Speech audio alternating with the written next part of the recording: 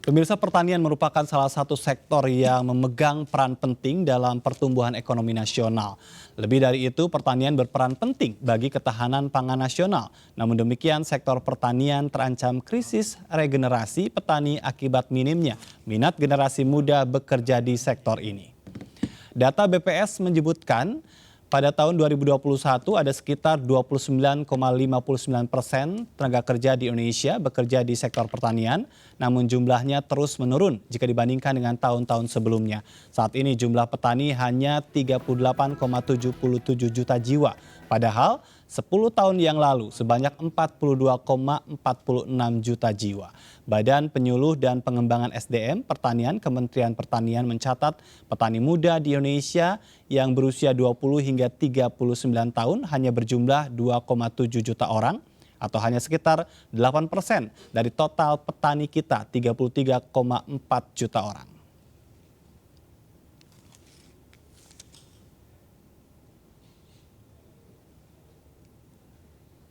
Sektor pertanian yang memiliki peluang besar dalam perekonomian dan pembangunan nasional ini memang masih sering dianggap kurang menguntungkan, terutama oleh para orang tua dan generasi muda. Banyak orang tua yang lebih mendukung anak-anak mereka untuk bekerja di sektor lain, apalagi para orang tua yang bekerja sebagai petani dengan kesejahteraan rendah, mereka cenderung tidak menginginkan anaknya menjadi seorang petani juga karena khawatir nasib mereka sama. Pemerintah diharapkan bisa melanjutkan program-program yang dinilai efektif dalam menumbuhkan minat generasi muda untuk bertani. Selain itu, pemerintah dalam membuat kebijakan diharapkan selalu menunjukkan keberpihakannya kepada petani dalam menjaga kestabilan harga dan pengendalian inflasi supaya kesejahteraan petani dapat meningkat.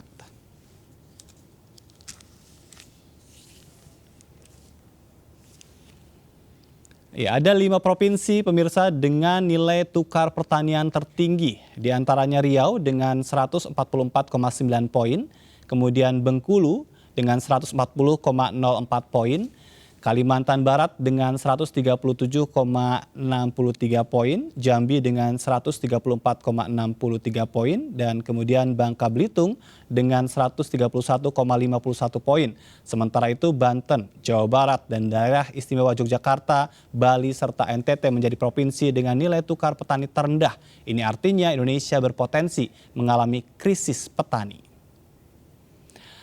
Pandangan bekerja di sektor pertanian kurang menguntungkan timbul karena memang fakta masih banyak petani yang kurang sejahtera akibat berbagai permasalahan yang terjadi mulai dari pembiayaan hingga pasca panen. Dan kita akan membahasnya, sudah hadir di studio Mas Sudarsono, redaktur ekonomi dan bisnis Koran Sindo, dan nanti juga bergabung melalui sambungan Zoom ada Pak Andi Akmal, anggota Komisi 4 DPR RI dari fraksi PKS. Saya ke Mas Sudarsono sendiri, ini kan jadi headline dari Koran Sindo. Kenapa Koran Sindo mengangkat hal ini? Betul Mas Ajat, jadi kami memang sengaja membuat headline Koran Sindo di halaman 1 hari ini Mas Ajat. Mungkin ini bagi masyarakat perkotaan isu ini kurang menarik atau kurang seksi Mas Ajat. Karena pertanian. Karena isu-isu pertanian yang kita tahu semua bahwa pertanian itu lokasinya ada di desa-desa, di pelosok-pelosok. Lalu artinya, kenapa ini menjadi penting? Ya, kami sengaja mengangkat isu ini. Jadi sebenarnya ini judul besarnya itu krisis petani ada di depan kita, Mas Ajat. Jadi seperti yang disampaikan dalam prolog tadi, bahwasanya data BPS itu menunjukkan saat ini jumlah petani kita itu ada 33,4 juta orang, Mas. Jadi mungkin saya ralat tadi di situ tertulis 38 juta ya.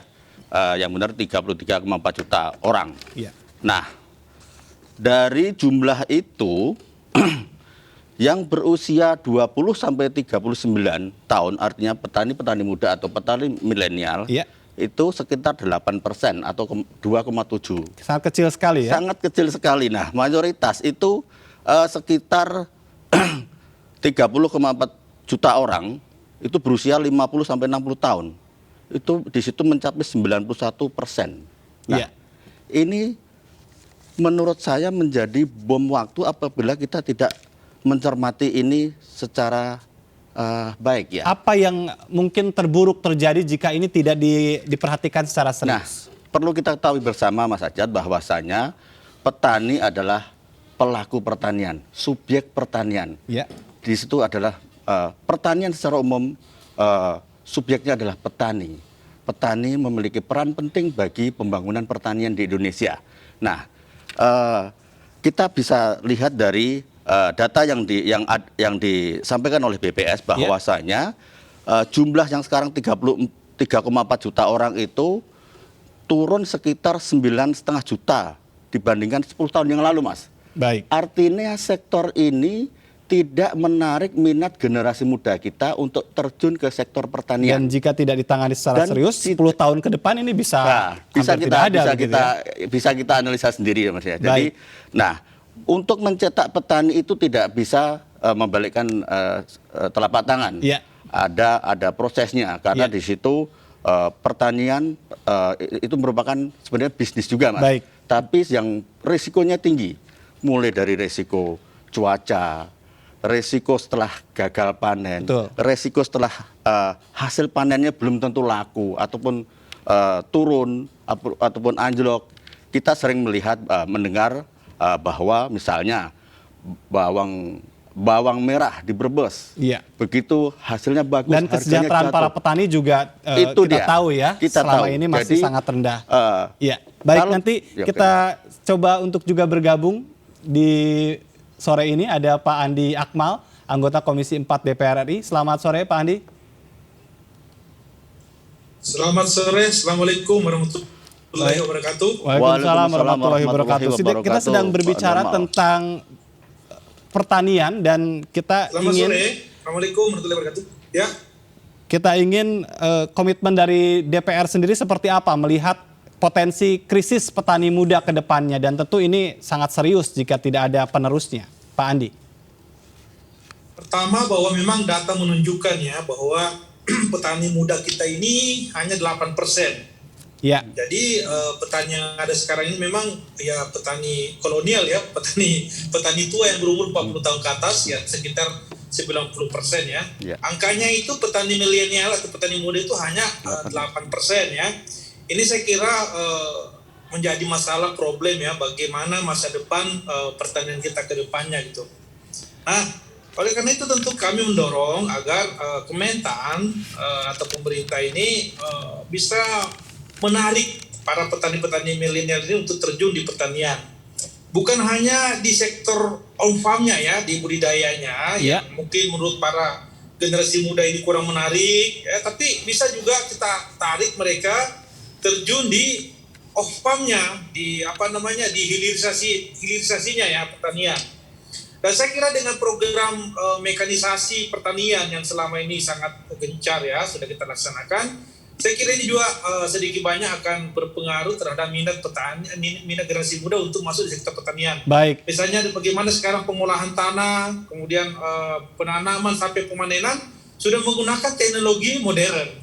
Sehingga kesan bahwa pertanian itu panas, kemudian lumpur itu sudah dikurangi gitu ya. Pak Andi, tapi dukungan kemudian lebih lanjut kita berharap bahwa program-program hilirisasi misalnya di perdagangannya ya, pengemasannya, kemudian di tradingnya, ini generasi muda kita harus kita ajak.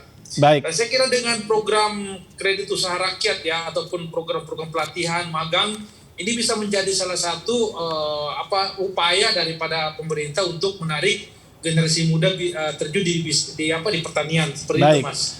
Pak Andi, tapi kalau berbicara tentang komitmen, dukungan regulasinya seperti apa supaya tadi kesejahteraan petani tetap dalam posisi yang menguntungkan? Kan kita juga tadi sempat berbicara banyak juga ya nasib petani itu yang tidak menentu begitu. Nggak kedengaran suaranya nih. Baik, dukungan dari DPR sendiri untuk komitmen regulasinya sendiri seperti apa?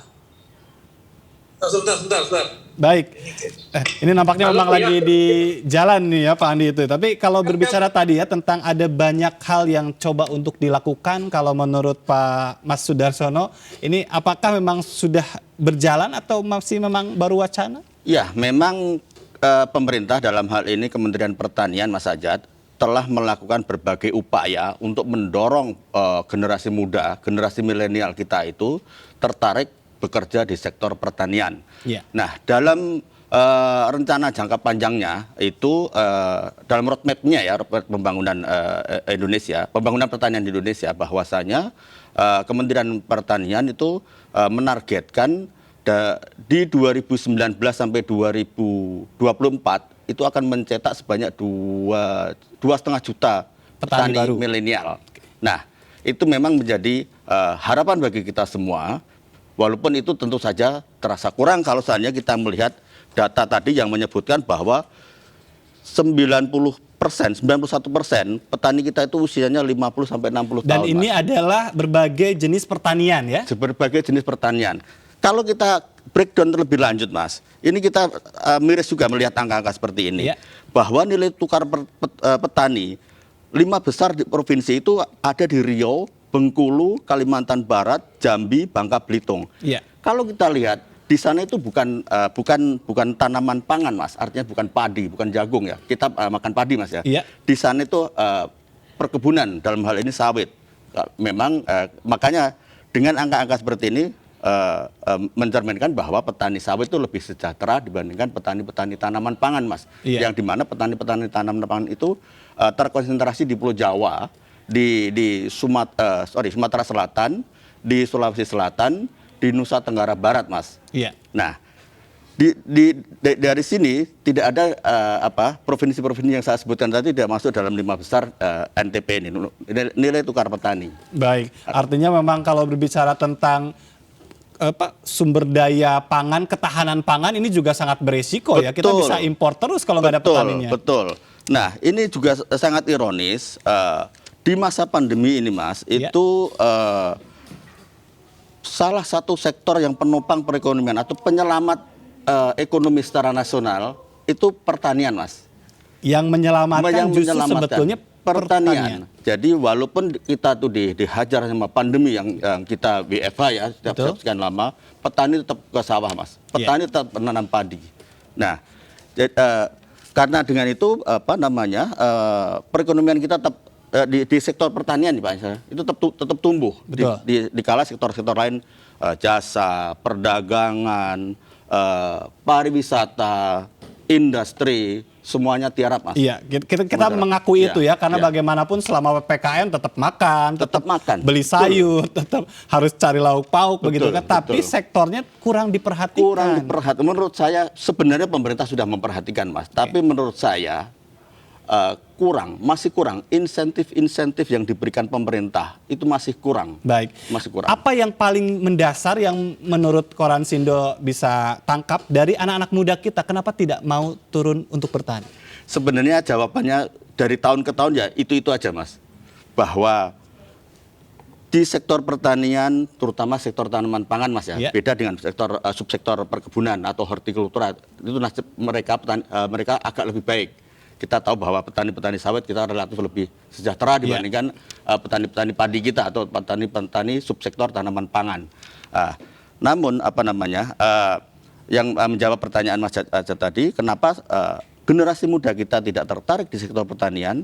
Seperti yang ada di prolog tadi bahwa sektor ini kurang menjanjikan kesejahteraan bagi generasi muda.